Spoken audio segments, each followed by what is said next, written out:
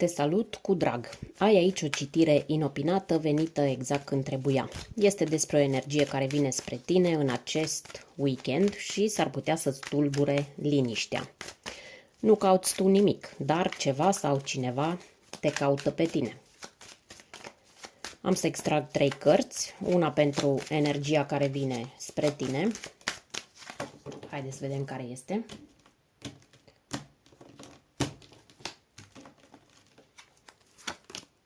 Spânzuratul, una pentru intenția ei, avem aici Marele Preot, și una pentru ce ai tu nevoie să știi acum, 10 de bâte.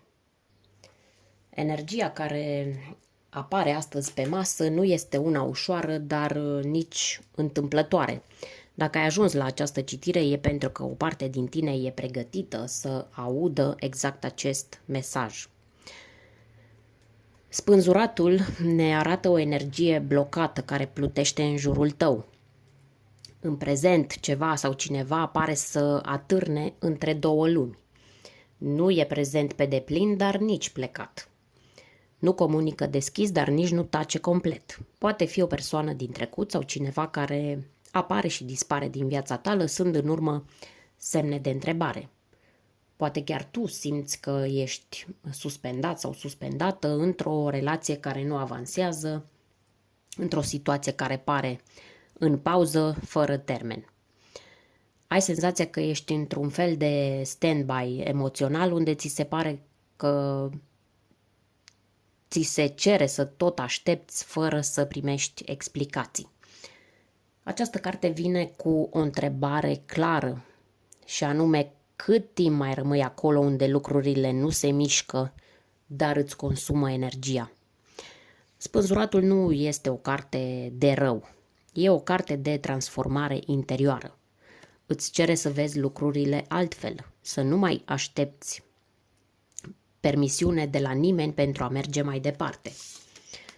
În centrul acestui mesaj apare Marele Preot, simbol al credinței, al tradiției, al angajamentului, dar și al regulilor impuse de alții. Poate că ești într-o relație în care ți se cere să fii așa cum trebuie, în ghilimele, să joci un rol sau să taci ca să nu deranjezi.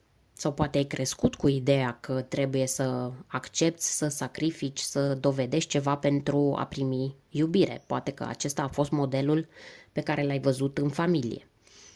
Această carte îți arată că e timpul să te întrebi cui îi ești loial sau loială. Adevărului tău sau așteptărilor celorlalți. Este posibil să te confrunți cu o alegere între ceea ce știi că e corect pentru tine și ceea ce ți se spune că ar trebui să faci. Și da, uneori Marele Preot poate reprezenta o conexiune karmică, ceva ce te atrage dincolo de logică, dar care vine să te învețe o lecție. Poate chiar vine să-ți arate că iubirea nu înseamnă compromis absolut. A treia carte e ca o eliberare, dar și ca un semnal de alarmă. 10 de bâte. Arată clar că duci mult prea mult în spate.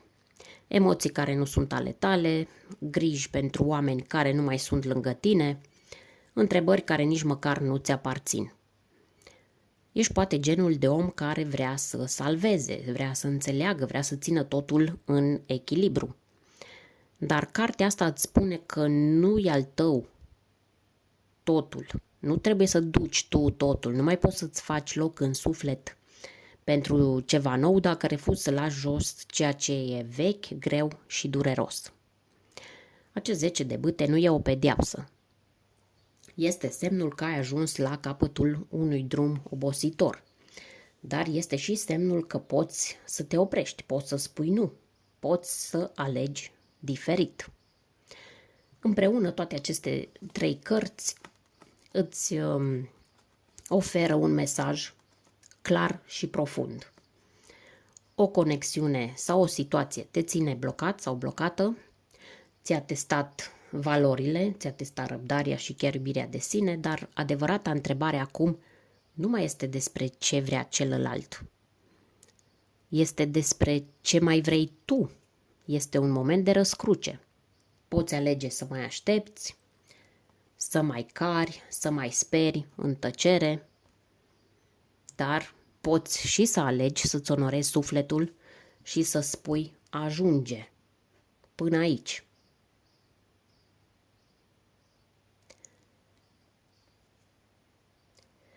Dacă ai simțit că acest mesaj te-a privit direct, scrie în comentarii: eliberez ce nu e al meu. Uneori un simplu gest de conștiință schimbă complet energia din jurul tău. Dacă ți-ai dat seama că e timpul să alegi altfel, să te alegi pe tine, atunci mesajul acesta și-a împlinit rostul. Ne revedem curând cu o nouă citire. Până atunci, ai încredere în claritatea ta interioară.